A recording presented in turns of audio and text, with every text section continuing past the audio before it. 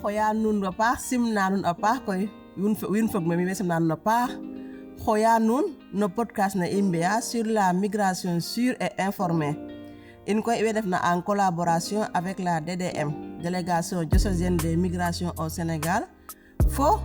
eka social. In def na koy njalla koy fo anona den ne ene secrétariat des missions jésuites espagnoles. Mais Khoya nun no podcast na koy nungar. Merci.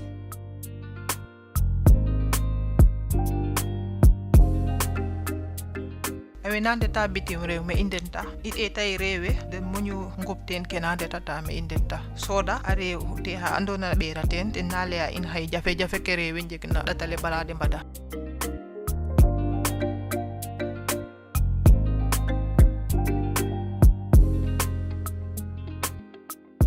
fogule ko be simnanu mene el sodañas me gen Dakar me ka indenta me Las Palmas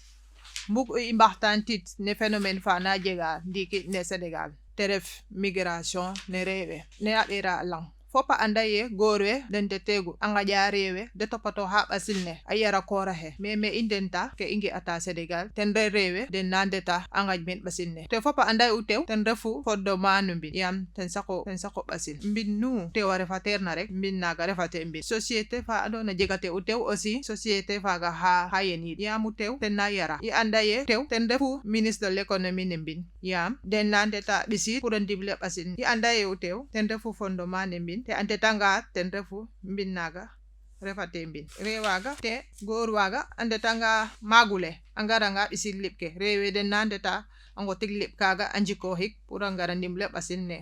rewaga ande fondement ne mbin ande tanga ten de mbin naga toku yena refo ten de société fa non rewa andeta toku kasara rekare te kaga inge ame indenta te rewaga den nabera Maroc wala Mauritanie wala Algérie asogomba di Las Palmas te data kaga den janga danger borare rewe nambata Maroc aber Algérie angar Las Palmas pura angar mek Espagne ke den jang kontel ta datale le kirena non den na viole el wala den damel fad te are anga okor lenkut na viole ang na gor meyu den na bera to inge okor ha andona e den futi ma yono Maroc niko ute he suto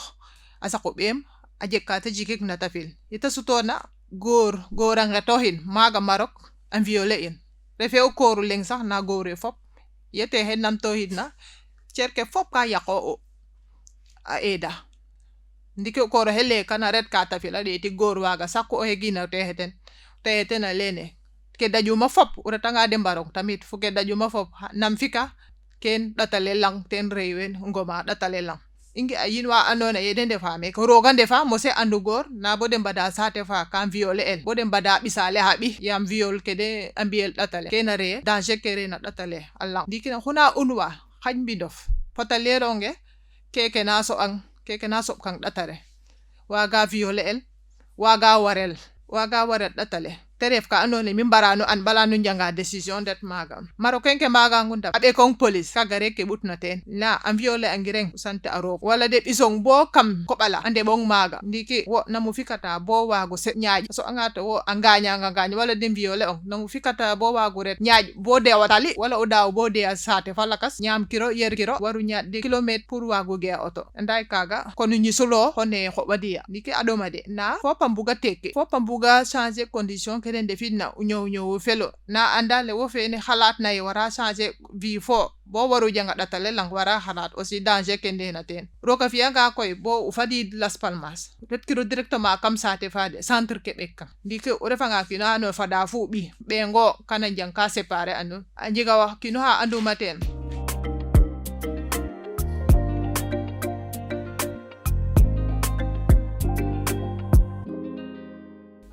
yo fu benga ten ka séparé el akol harba hay fu ngolo leng benga lola meke yefe lola meke akol mais wage dew benga ten parce que alla na leha embi test ADN pour det na hori mo benga malade namti dango ten kaga tu koy fog waga mof hakida kid bala jega akait wala bala jalla yam kino ki normalement waru uno resate fe bugona yam ken reke signé ena na ino kaga refe pour ino yal dol bal kaga dubabe soma concerné o ino weke nak andone africain inde ngen Afrique wat i ande règle faaka refe pour in refe say nu uno xono rek wara roog kam saate nu kiin waago xeer ndiki waaga moof saate fa xa xiid jegkiro ka jiktoona sax tangal ku bugoona ko cielu ten centre fe o sogo préparer koy ka motna xa qiid a tadak pour sogo waago jalik wala o xed ret asile te asile fe refe fop na ɓisel maaga yaam ka laya ye asile fa refe pour fop parce que wo o kiin normalement saate of jam a refanga maaga neerango ɓisa asile fe neerango ɓisa maaga neereno njaɓa kaaga re'u ke i mbug'ina waxtaan fo nuun i ande ƭat ale ɗoma trop pour rewe fop a jega droit ne ko changer ka ñoowes mais nak fat o sorale e ƭat ale lang a ɗoma trop ɓeer Maroc ne u te a refa ka doyna waar trop conséquence ke meya trop bo an angan jaran kirango reta moof saate of daal ñoxor maaga waaɗ ka jalona pour condition ko changer ten moƴu yaam o moofanga saate fo gisatoxa ten moƴu ret saate nu kiin warel maaga wala o violer el ma ko yaqe xano namtoxiid kaaga re'u ke bug'uma waxtaan fo nuun i dalala nuun e jam laya nuun e jerejef